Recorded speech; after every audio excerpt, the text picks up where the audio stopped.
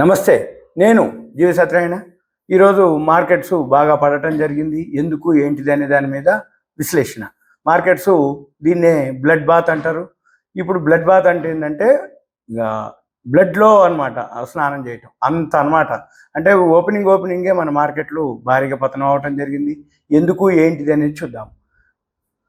ఆదివారం మనకి ఈరోజు సోమవారం, ఆదివారం శనివారం రాత్రి తెల్లవారుజామున ఇజ్రాయిల్ గాజా గొడవలు మళ్ళీ స్టార్ట్ అయినాయి. బంగ్లాదేశ్లో గొడవలు స్టార్ట్ అయినాయి. వరల్డ్ మార్కెట్లు బాగా ఫాలో అవటం జరిగింది.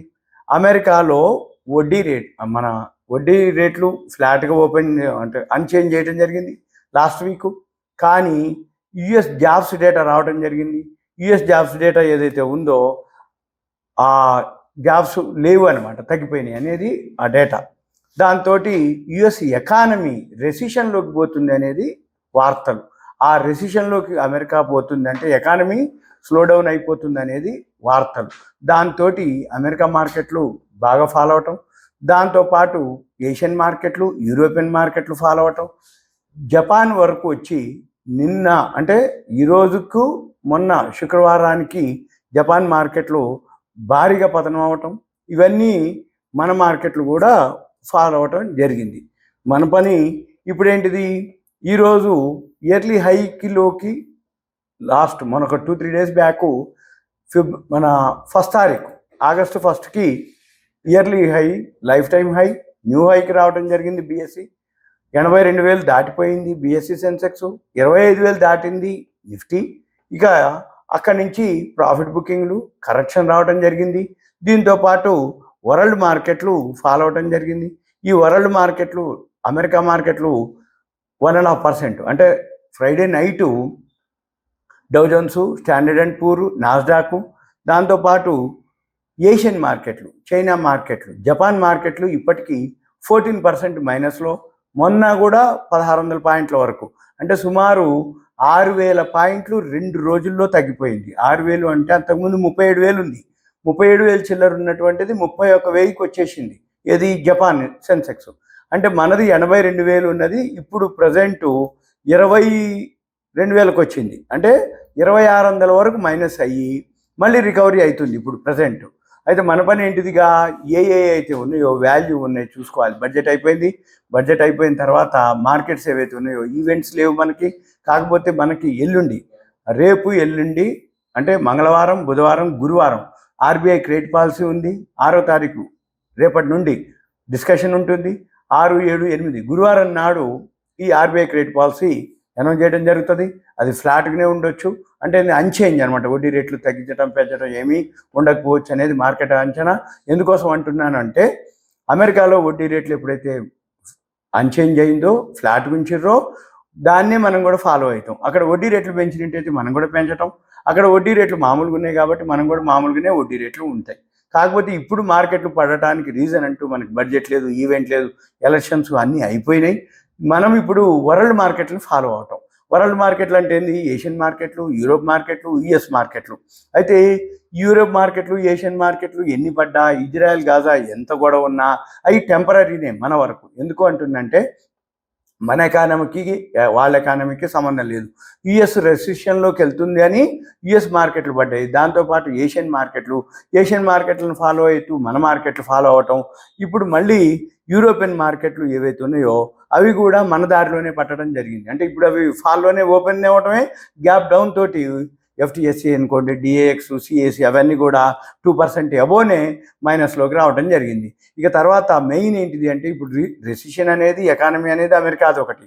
ఇక మనదేంటిది ఆల్ టైమ్ హైక్ పోవటం, 82,000 దాటడం, 25,000 నిఫ్టీ దాటడం. దీంతో ప్రాఫిట్ బుకింగ్ అనుకోండి, కరెక్షన్ అనుకోండి, మనకంటూ ఈవెంట్స్ ఏమీ లేకపోవటం, ఏవైతే ఇవన్నీ జరుగుతున్నాయో అందుకోసం మార్కెట్లు పడుతున్నాయి. కాకపోతే మన పని ఏంటిది అంటే ఇప్పుడు వాల్యూ ఉన్న స్టాక్స్ ఇప్పుడు కూడా పడతాయి.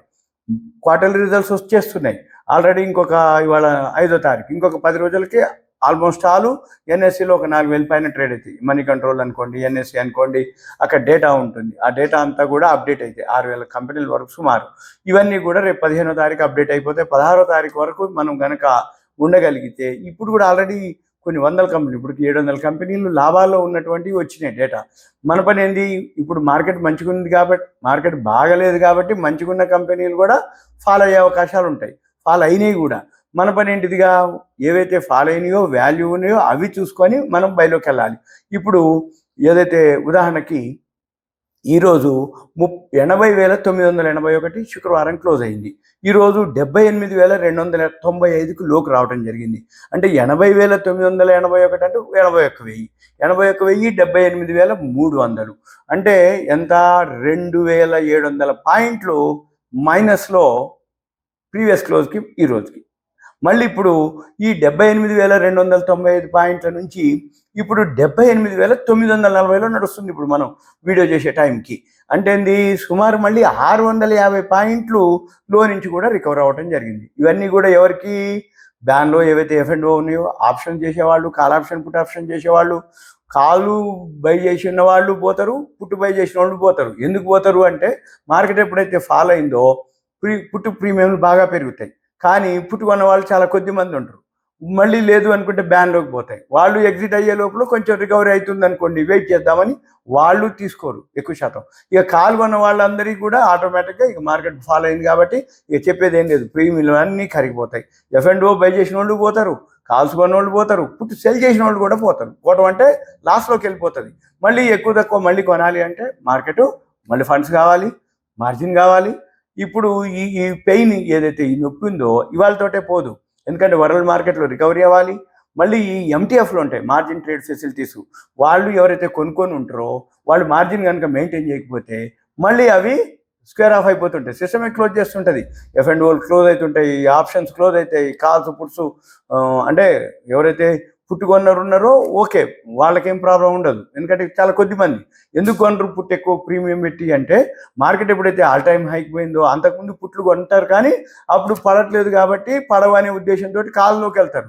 ఎప్పుడైతే మార్కెట్ చెప్పదు, చెప్పకుండానే ఒక్కసారి 1,000 పాయింట్లు పడిపోద్ది. మళ్ళీ ఇదంతా కూడా షార్ట్ చేయటానికి షార్ట్ జరుగుతూ ఉంది మార్కెట్లో, కాబట్టి మళ్ళీ ఇవన్నీ కూడా షార్ట్ కవరింగ్ ఉంటుంది. మళ్ళీ ఈ షార్ట్ కవరింగ్ ఏదైతే ఉందో షార్ట్ బిల్టప్ అవుతున్నాయి ఇప్పుడు, తర్వాత షార్ట్ కవరింగ్ ఉంటుంది. షార్ట్ బిల్టప్ అంటే ఏంది, ఏమీ లేకుండా మ్యూచువల్ ఫండ్స్, HNIలు, high net worth individuals, foreign institution investors sell జోన్లోకి వెళ్ళారు, సెల్ చేస్తున్నారు.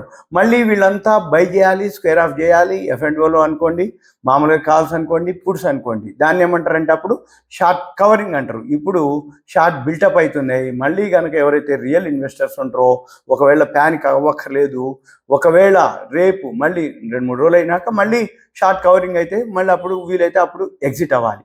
అంతకు మించి ప్యానిక్ అయ్యి అమ్మేసుకొని లాస్ చేసుకోవాల్సిన అవసరం లేదు అనేది. కాకపోతే వాల్యూ ఉన్న స్టాక్స్, ఇండివిజువల్ స్టాక్స్ ఇప్పుడు బాగా చీప్లో దొరుకుతాయి కాబట్టి హోంవర్క్ చేసుకొని అవి కొనుక్కోవటం ఉత్తమం, అంతే తప్ప వేరే విధంగా అనేది లేదు. ఇదంతా మీకు ఒక awareness, education, information, knowledge purpose. ఇంకా మీకు ఏదైనా డౌట్స్ కానీ ఏదైనా ఉంది అంటే మీ పేరు, ఏరియా, వాట్సాప్ మెసేజ్ పెట్టి నాకు కంటెంట్ రూపంలో మెసేజ్ పెడితే నేను మీకు గైడ్ చేస్తాను.